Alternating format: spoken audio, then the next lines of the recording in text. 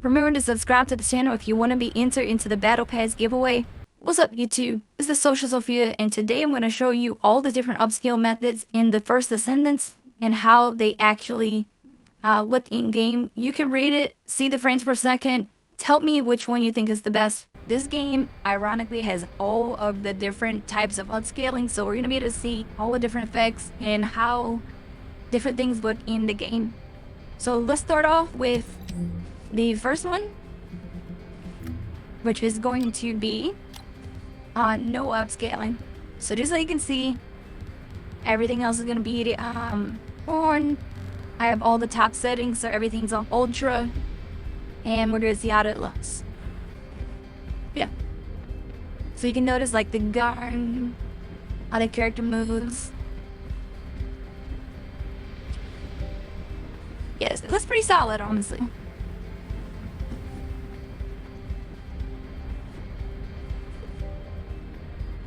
Nice. This is plain native, nothing special going on with it. Very nice. So, let's get to AMD native.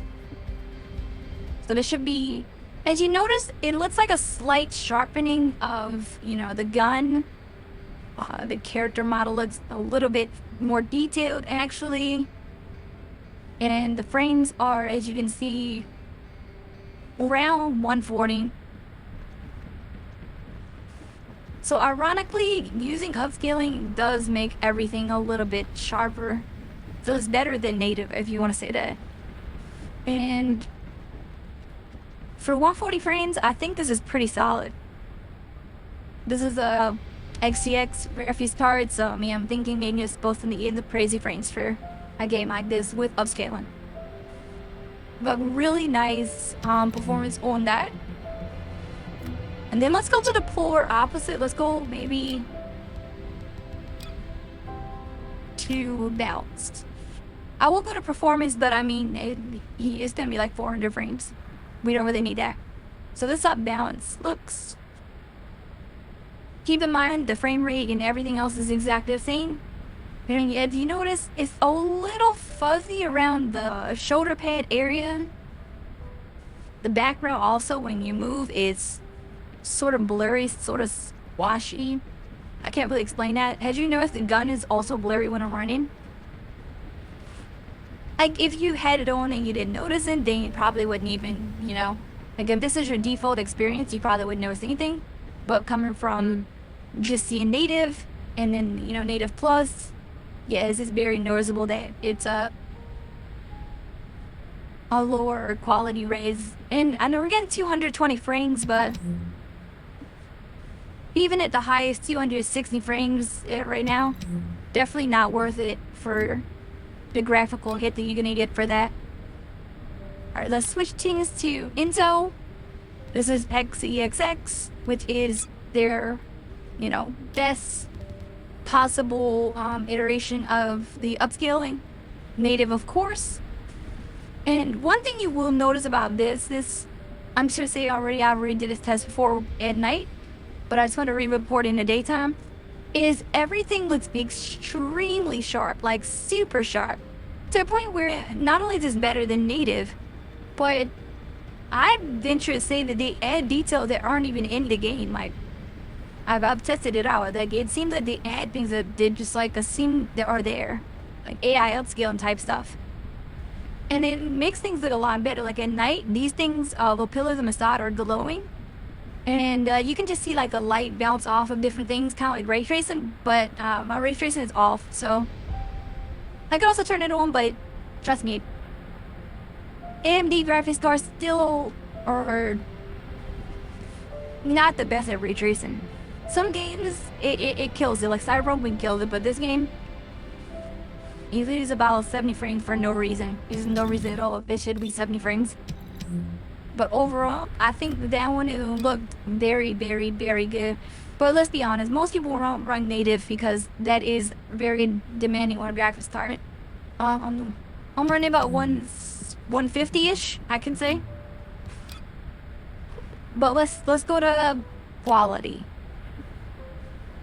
So if you notice, quality still looks like quality. I will say. Everything is very sharp. You can see in the background the orb thing. You still can see the white refracting inside of it. Her visor looks very detailed. Her shoulder pads very detailed. Intel just knows how to do Sophia, and I'm just gonna be honest.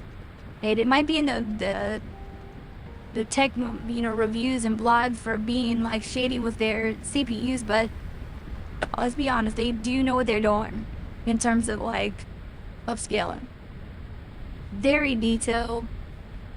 I would venture to say this is a better video game quality than pretty much most of them, and definitely better than native. And this is quality, so 240 frames sometimes you're gonna get with this very smooth gaming experience. If you got a monitor that can actually keep up with that, yeah, this is the way to go. For most people, this is, I would say, the way to run a game. But if, let's say hypothetically, you were, you're balling on a budget, you barely ran this game. So what's that? Ultra performance. Let's see what we're working with here. Okay, now you do notice it kind of keeps the sharpening effect, but like it's a noticeable drop in quality, and it does get a little blurry. Now it looks like AMD with the medium settings. Like, yeah, everything's a little bit blurry. They're definitely shortcutting a lot of things to keep it like that. They do sharpen like very few details so that you still get the illusion it's sharp, but now it's definitely, that's definitely not there. That is, and for a marginal game, maybe 40 frames advantage over perform that quality, definitely not. Alright, so we've seen all the intel basically, and now let's check out Epic Games. Let's go quality first. And wow, this game was made with Unreal Engine, so of course Epic Games definitely is a part of that, and they, kind of sponsored this game, I guess you could say. But notice at her ass, stop looking at her ass. Notice the details in the gun and the, her back plate.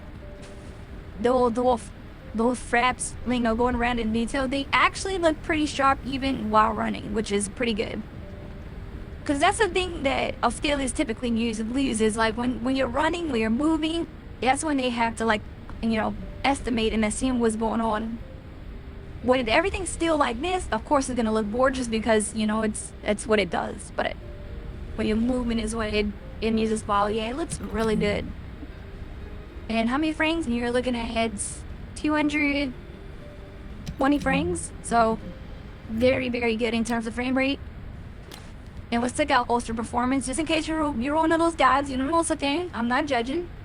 You gain about 40 frames, 50 frames if you look, at the sky and stuff. And the blurriness with the gun. I can't. I know some people in the steps when I'm walking up, it's how the steps look a little,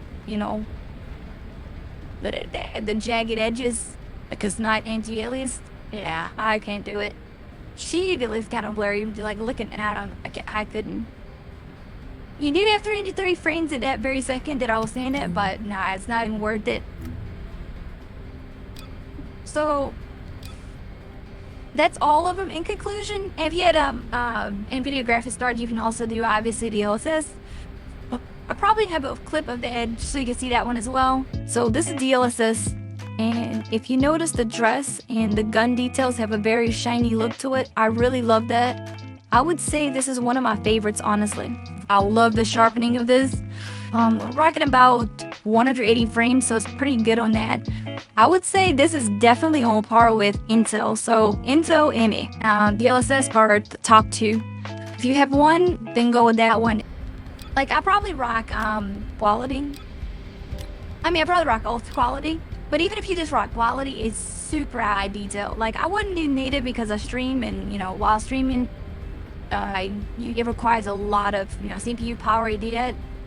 So this is very sharp and almost looks like was better than native, and it almost looks like native AA. So yeah, I can say definitively for gameplay, fast moving object, everything's going crazy. Yeah, this is perfect. And we're getting 220-ish frames just walking. So during gameplay, probably like 116. It's really, really, really nice. You just can't be mad with this image. I don't know, you know, what else you want from a game. This is the first Descendants. I'm glad you guys watched the whole video. Remember to subscribe to the channel if you want to begin to my giveaway. And as always, have an awesome day.